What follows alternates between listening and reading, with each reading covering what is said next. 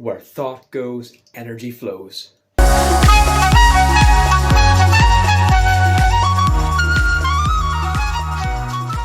again everyone, welcome back to another video. My name's Rick and my aim is to help you realize the truth that feeling great is your natural state. So in today's video I'm going to be talking about the power of your thoughts and attention and how they fundamentally form the very basis of your life and total reality and everything in between. Where you place your attention is where your energy goes. Where your thought goes, that's where your energy flows. Everything which you have in life, everything which you've ever done, made, experienced, seen, come across, is all a result of thought. The biggest skyscraper in the world, it all started with a single thought. The little Fiat Cinquecento you saw tittering down the streets of Milan when you were in Italy, whenever we were still allowed to go on holiday, that all started. That's another example of something that started just with thought. Everything in this entire world is a product of thought, and your life is no different. So that can have very, very heavy meaning to it whenever you think about it.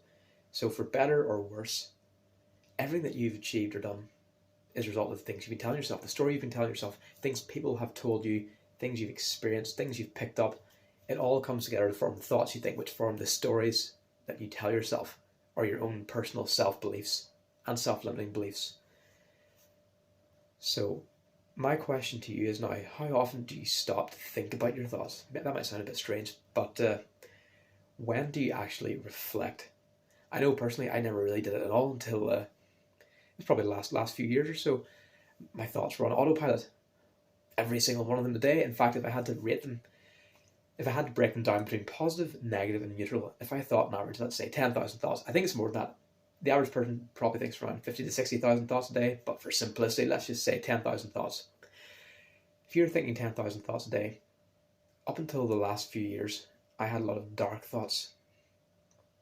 Probably 6,000 to 7,000 out of any 10,000 would have been neutral or negative, and that was all due to stories that I told myself, self-limiting beliefs, experiences which I had accumulated over the ways, and it was dark. It was almost quite cancerous, really, because one bad thought would lead to another bad thought, and then that would sprout, and then that would go over there, and then that would manifest later on. And it was a whole thing, it was a whole whirlwind just of negativity. Anyway, the point is, whenever I started to become aware of sad thoughts, that's whenever I started to realize, I can actually flip these around. And Eckhart Tolle talks about that. I can really speak in the fantastic classic, The Power of Now. So what his method of dealing with these thoughts is paying attention to them, not feeding them per se, but paying attention to them, as in shining the light of your consciousness on those thoughts. And what that does is it neutralizes them, it withers them. It's like a weed, it's like a little bug. Actually, whenever you're a child and you had a little bug and you had a magnifying glass and the sun was out and you had to shine the light in the bug and then the thing would go boom. Well, I never did that. But the point is, it can't tolerate the heat of your consciousness. The light of your consciousness will vaporize in negative thoughts completely and utterly. But in order to do that, you have to be willing to do the shadow work. And by shadow work, you have to be, what I mean by that is you have to be able to look inside and become aware of them, see them, identify them. Don't turn them away, but actually focus on them. And once you become aware of them, you'll be able to step back and objectively see that they're not you. You may be experiencing them. It's like a program on a computer. You're running the computer, but the programs aren't you. You see them.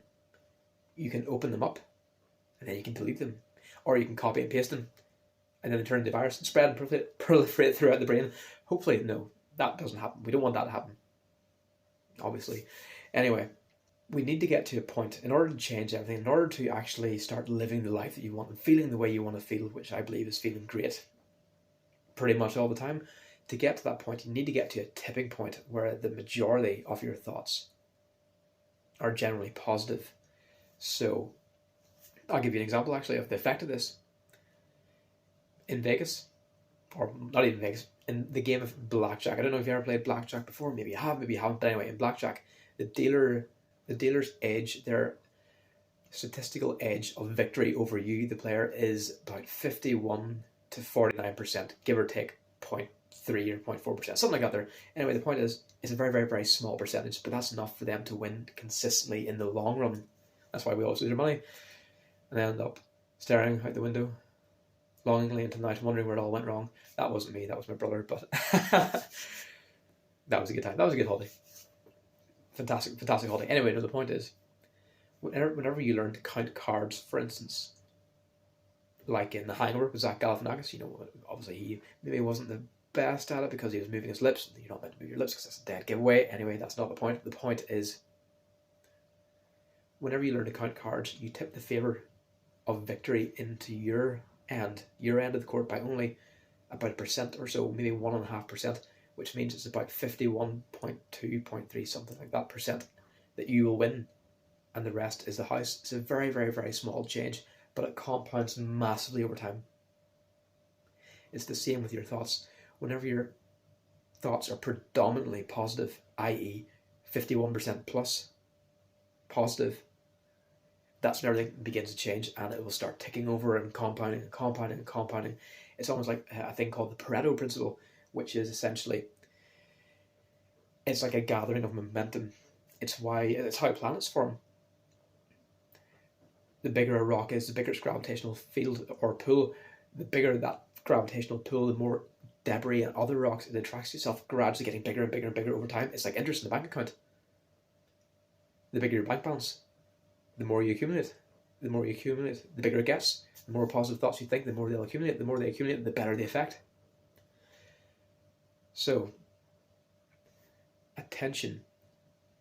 Whenever you start paying attention to these negative thoughts and these self-limiting beliefs and start neutralizing them with the thought of your consciousness, that frees you up to start thinking the positive thoughts that you want to feel, and that will end up raising your vibration, which will allow you to ultimately manifest the things, experiences, people, whatever that you want in life. And it all starts with awareness and paying attention.